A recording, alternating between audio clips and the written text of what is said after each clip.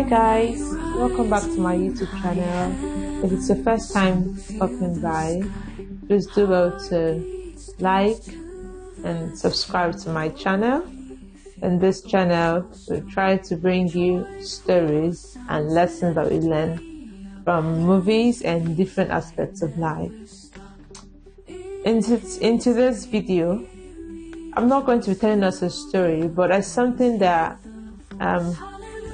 I want to talk to us about. This advice will be very useful to somebody out there. So sometimes I'm opportunity to be in a place where people or someone comes to me for advice in the relationship or advice in anything. So one of the days, a lady walked up to me and she was bitter because her boyfriend just cheated on her. She found that her boyfriend cheated on her, and then she happened to be a young lady who hasn't had anything sexual related with her boyfriend, and she made a statement. She said she didn't believe that her boyfriend, whom she has been keeping herself for, will have the mind to actually sleep with someone else, like not keep himself for her. No, then this is not, they're not just at the stage of still boyfriend and not knowing their focus in the relationship.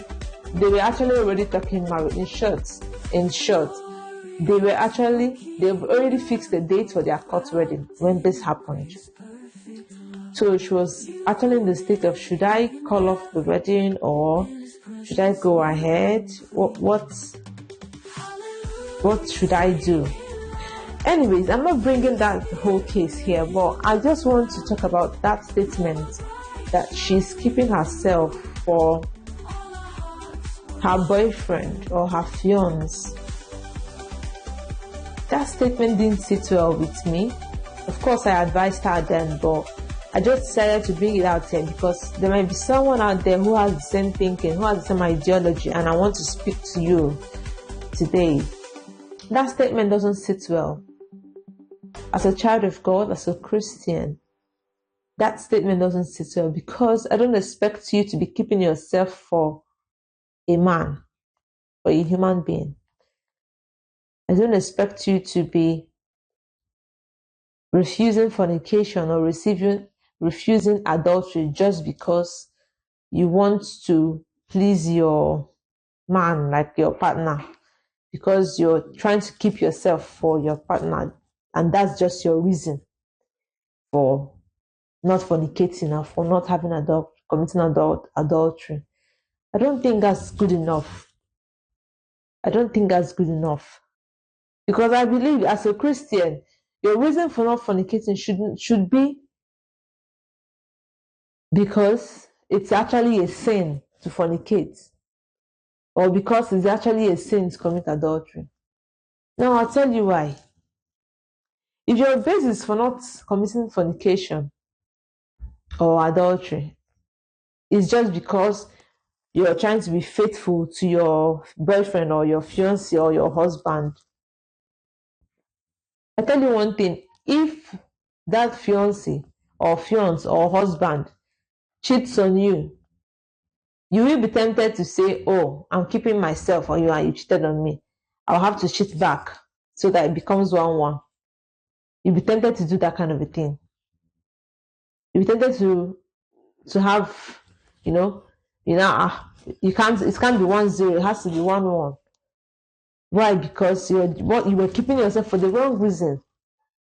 Your sole reason should be because you're a child of God, you want to obey God's commandments. That's why you would not do it.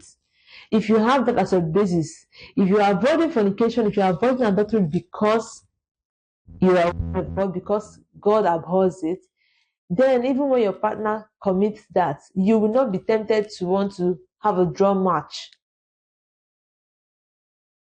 You will not be tempted to do that because your basis for not doing it all the while was not because he was not doing it. It was because you know who you are, you know you're a child of God, and you know that if you do it, it's going to annoy God. It's going to make you fall short of God's grace.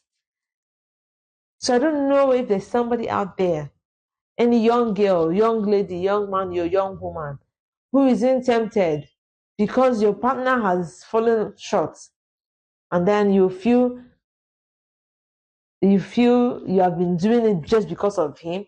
Therefore, now it's not worth it, right? It's not worth doing it. Therefore, you should go and do yours so that you become Joe. I'm trying to advise you this afternoon that you should resist from such. If your reason for keeping yourself is just because you want to be faithful, then try and ask yourself some questions. Try and retrace it and put your focus on God. So in the long run, it's God that should be our goal. Okay? I hope I've been able to speak to someone today. I just had to talk about this.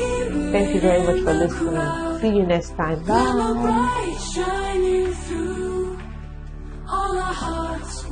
Bye.